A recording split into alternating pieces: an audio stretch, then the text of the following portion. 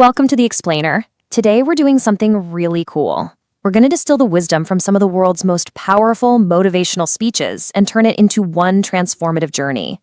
Think of it as a roadmap for personal growth, built from the hard-won lessons of people who've reached the very top.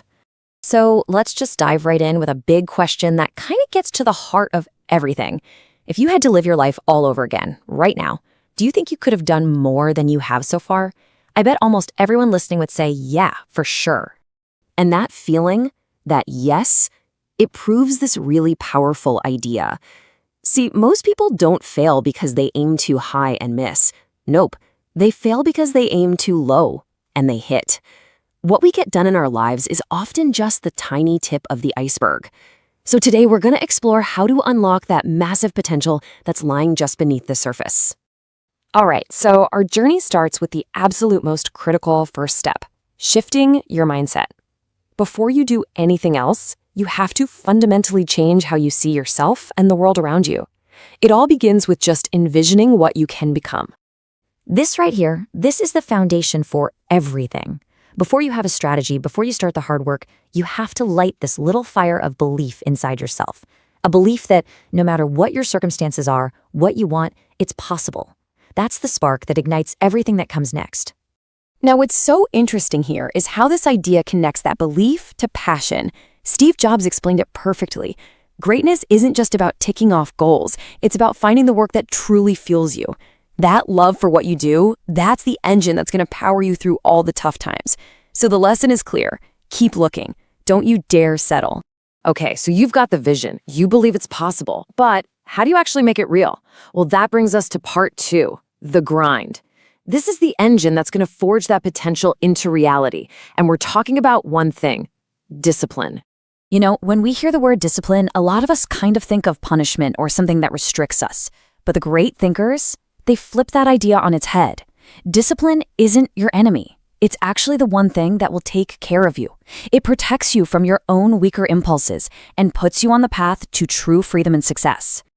And look, this isn't just about waking up early. This path shows it's a whole life approach. It's the discipline to keep your ego in check, right? To manage your emotions when things get really tough, and to consistently choose the hard right over the easy wrong. It's about taking that uphill road, because you know what? That's where the best view is. So what fuels this kind of discipline? One word: hunger. And no, we're not talking about food. This is a relentless drive, a deep, burning desire to do what other people won't do so you can have what other people don't have. It's about becoming unstoppable. And the great thing is, this isn't some vague feeling you just have to hope for. You can actively cultivate it. Here are 3 super practical ways to do it. 1, read. Read like crazy. One single idea from one book could literally save you 5 years of mistakes. 2, listen. Get around the people you want to be like and just soak up their mindset. And 3, observe. Success leaves clues all over the place if you're just willing to pay attention. All right, so you've got the spark. You're deep in the grind, but you know it's coming, right? Every journey hits some turbulence, and what really matters is how you handle those setbacks. Because failure, it isn't just likely. It's an absolutely essential part of the process. Denzel Washington just nails it with this quote. We're so often taught to avoid failure, right? To have a plan B, to fall back on. But that's just playing it safe. It's playing small. To live a worthwhile life, you have to take risks. And if you're not failing, well, you're just not taking big enough risks. Look, failure's going to happen.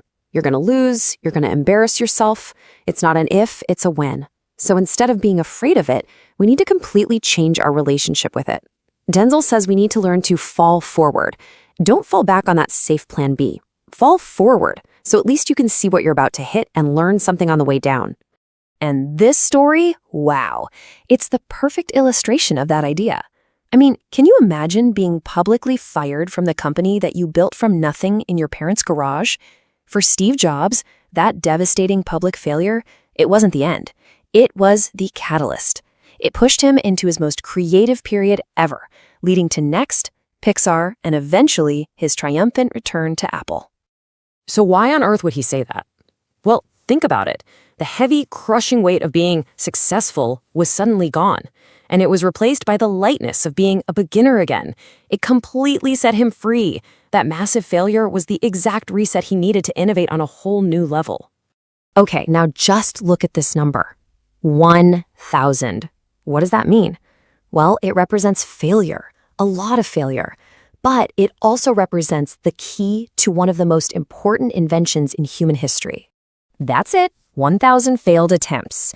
We don't remember all the times Edison struck out, do we? We remember the home run. For him, every single one of those failures wasn't an end.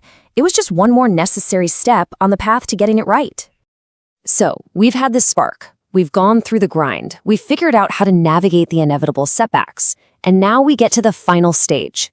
This is where we find the meaning in all the chaos. This is where we understand the purpose of it all. Here's another absolute gem from Steve Jobs. He said, you can't connect the dots looking forward. You can only connect them looking backwards. You can't see the whole path laid out in front of you. You just have to trust that the steps you're taking right now are going to make sense later on. You have to trust in something, your gut, destiny, karma, whatever you want to call it. I mean, for Jobs, after he dropped out of college, he just randomly dropped into a calligraphy class. Why? Just because he thought it was fascinating. At the time, it had zero practical application for his life. It was just a random dot. But 10 years later, when he was designing the very first Mac, it all came flooding back. That random dot connected. Without that one class, the Mac, and pretty much all modern computers, would never have had those beautiful, proportional fonts. So the takeaway is huge. What you're doing right now matters, even if you can't see how the heck it's all going to connect just yet. And as we start to wrap this up, Denzel Washington leaves us with this. Well, it's a pretty haunting final thought to chew on. It's a powerful metaphor for the life you still have left to live. He asks you to imagine this. You're on your deathbed, and you're surrounded by the ghosts of your unfulfilled potential. The ghosts of the ideas you were too scared to try. The talents you didn't bother to use. And they're standing there angry, because you could have given them life, but you didn't. His point? Don't let them go to the grave with you. And so we end with Steve Jobs' iconic call to action, which is really the perfect antidote to those ghosts of potential. Stay hungry, stay foolish. Stay hungry for new achievements so those ideas don't die inside you. And stay foolish enough to believe you can actually change the world, always knowing you have more to learn. Your time here is limited. Don't waste it living someone else's life.